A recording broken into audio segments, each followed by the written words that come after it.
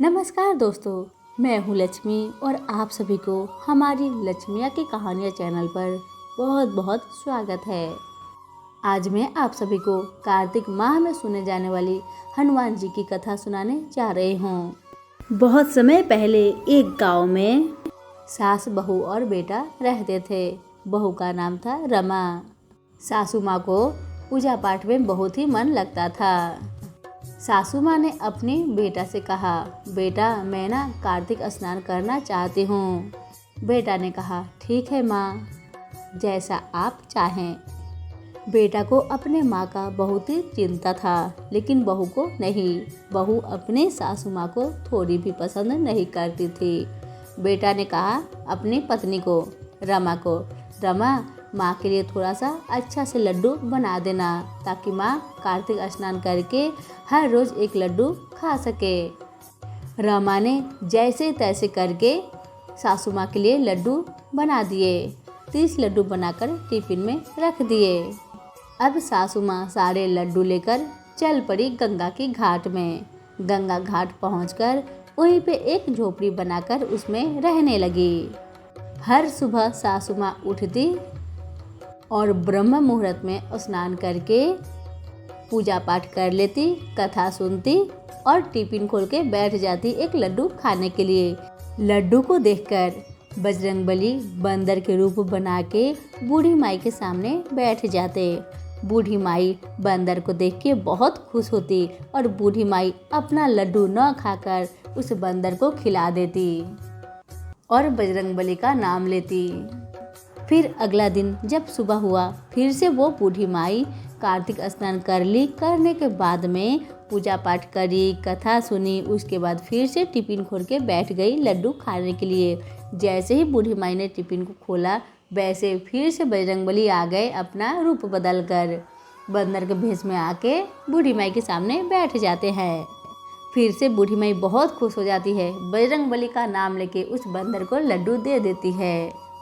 ऐसे करते करते महीना बीत गया। अब जब कार्तिक मास समाप्त हो गया तो बूढ़ी माई घर जाने की तैयारी करने लगी।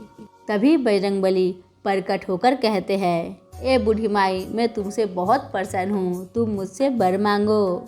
बूढ़ी माई कहती है, हे भगवान, मुझे आपकी दर्शन हो गई, अब मुझे क्या चाहिए? मैं धन्य हो गई भगवान, मैं धन्य हो गई, मुझे कुछ नहीं चाहिए भगवान। फिर भी बजरंगबली के आशीर्वाद से बूढ़ी माई का झोपड़ी महल हो गया और उनके घर में अन्न धन के भंडार भर गए और बूढ़ी माई की जिंदगी खुशियों से भर गई। अब बूढ़ी माई अपने घर की तरफ चल पड़ी। जैसे ही बूढ़ी माई घर के पास पहुंची, बेटा अपनी माँ को देखकर बहुत खुश होता है और बहू बहुत जलने लगती है। ये सासू माँ कार्तिक स्नान करने गई थी, ये तो लखपति बनकर आ गई है, क्या चमत्कार हो गया इसके साथ।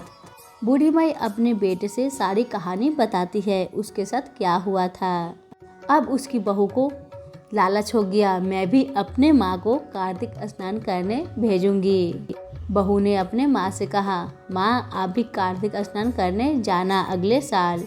लेकिन उसकी माँ मना कर देती है। फिर बहू अपनी माँ को सारी कहानी सुनाती है अपनी सासू माँ के बारे में। वो सुनकर उसकी माँ को लालच आ जाती है और वो अगले साल कार्तिक स्नान करने के लिए तैयार हो जाती है। अब बेटी अपने माँ के लिए घी के लड्डू बनाती है, वो भी बड़े बड़े, ताकि मेरी माँ का पेट भरे।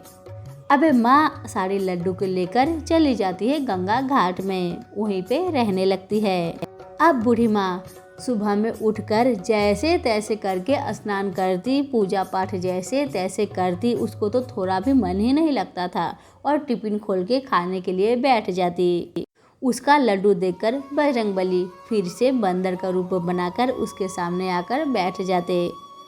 वह देखकर वो बूढ़ी माँ पूरा गुस्सा होती और गुस्सा से पत्थर चला चलाकर बंदर को मार के भगा देती। हर दिन बूढ़ी माई सुबह में उठती, जैसे तैसे स्नान करती और जैसे तैसे पूजा पाठ करती और जब भी बजरंगबली बंदर का रूप बनाकर उसके सामने लड्डू खाने आते, वो पत्थर मार के हनुमान जी को भगा देती। ऐसे ही करते करते 1 मास बीत गए।